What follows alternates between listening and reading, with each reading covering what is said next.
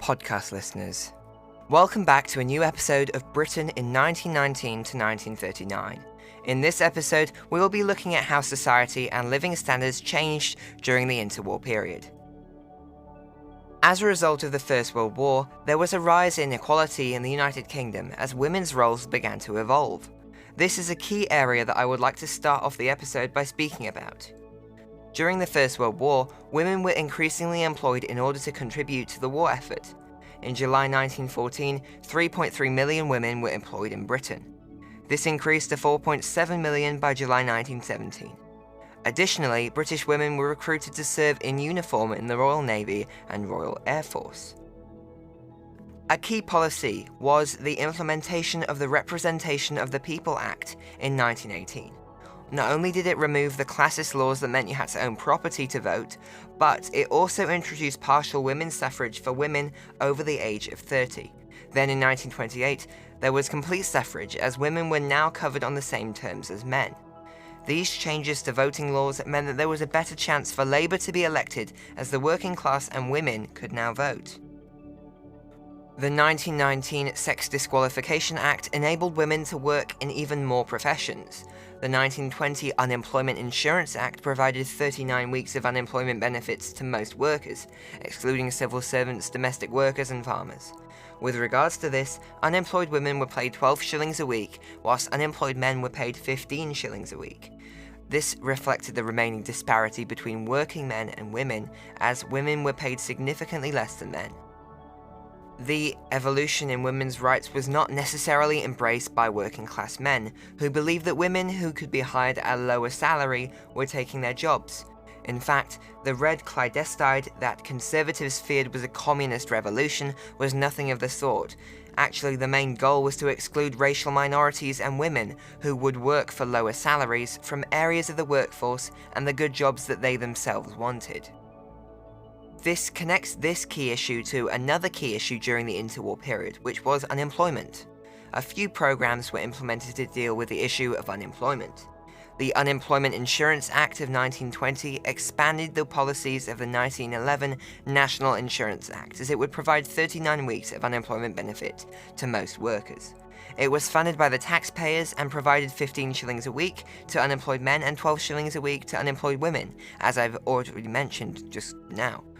The Conservative governments led by Baldwin and Chamberlain further expanded the programme, with the number of workers in the scheme rising from 11 million in 1920 to 15.4 million in 1938. However, the mandatory means test implemented in 1931 to reduce government costs during the Great Depression limited the number of people who could receive the benefits from then on.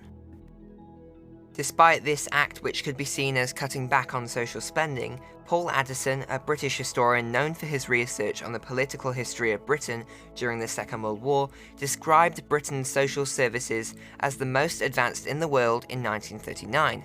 National health insurance had been expanded, including more and more hospitals, and providing health benefits and medical treatment subsidies.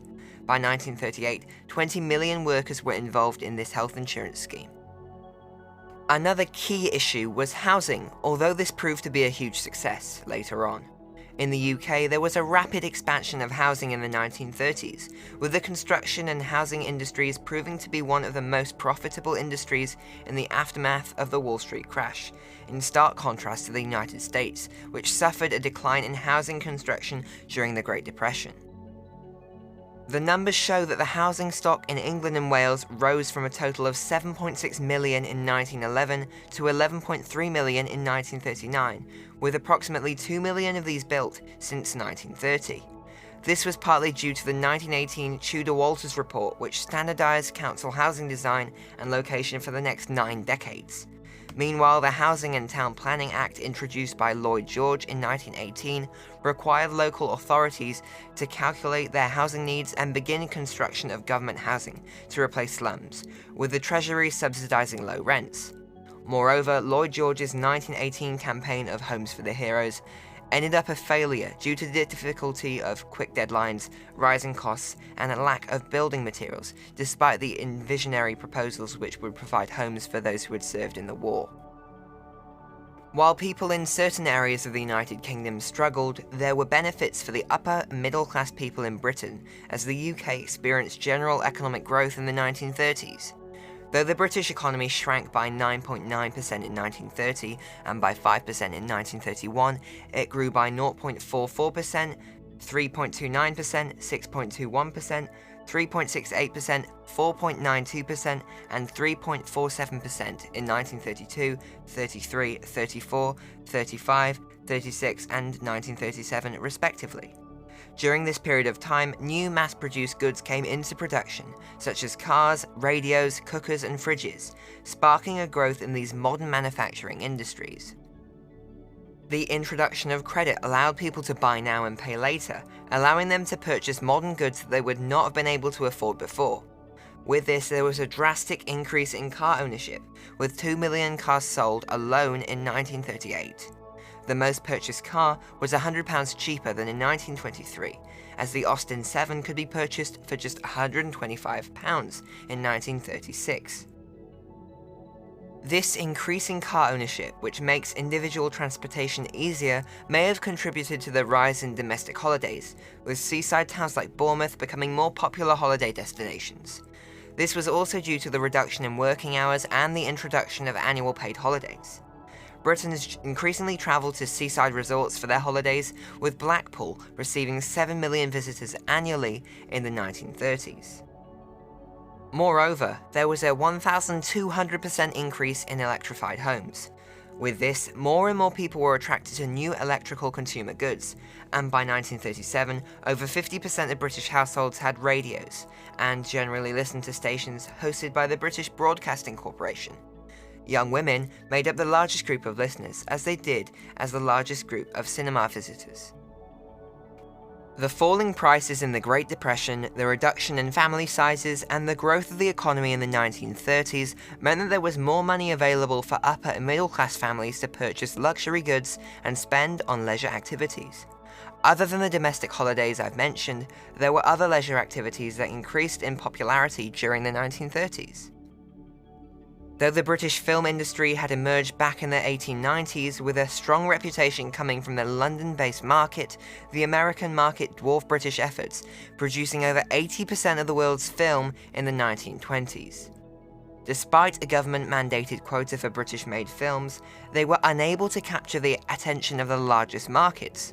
Hollywood films dominated the American, Canadian, and Australian markets, whilst Bollywood dominated the Indian market. In the 1930s, there was a rise in British films, assisted by the inflow of Jewish actors, directors, and producers who were fleeing Nazi Germany. This still made little difference. In the UK, cinemas were constructed on a huge scale, allowing for large audiences to view popular Hollywood films. Visiting the cinema became a much more common activity for Britons. 40% of Liverpudlians visited one of the major cities' 69 cinemas at least once a week, whilst 25 visited twice a week. Another activity that was increasing in popularity was the participation in sporting activities and watching sports games. Cricket became a symbol of the imperialist British Empire, and football attracted the working class people living in the cities. Meanwhile, new sports, which consequently attracted more women than other sports did, were emerging, including cycling, golf, hockey, and tennis.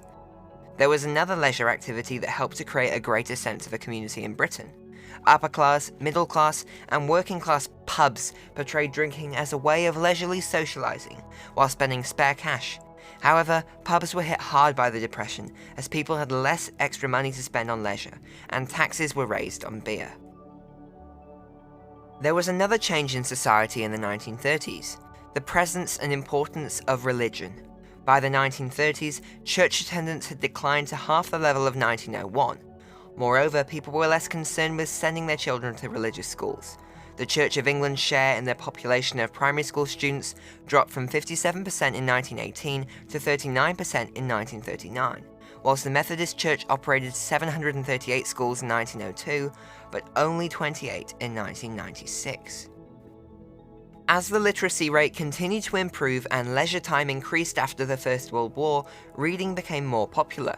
Adult fiction doubled in the 1920s, reaching 2,800 new books annually by 1935. Meanwhile, the fiction series of libraries grew threefold as new fiction increased in demand, later helped by the increased accessibility of books due to the introduction of the cheap paperback in 1935. Society and living standards in the 1930s largely depended on what social class you were a part of. The lower working classes struggled to provide food for their families, while upper and middle class families experienced improvements to their quality of life. It seemed that as a result of the Great Depression, the poor kept getting poorer while the rich got richer. Thank you for listening to this episode of History from One Student to Another. Please click subscribe to be notified when the next episode is released. You can find links to my social media and methods of contacting me in the description below. I would also greatly appreciate it if you would be so kind as to buy me a coffee via the links in the description. Thank you again for tuning in. Goodbye, and see you in the next episode.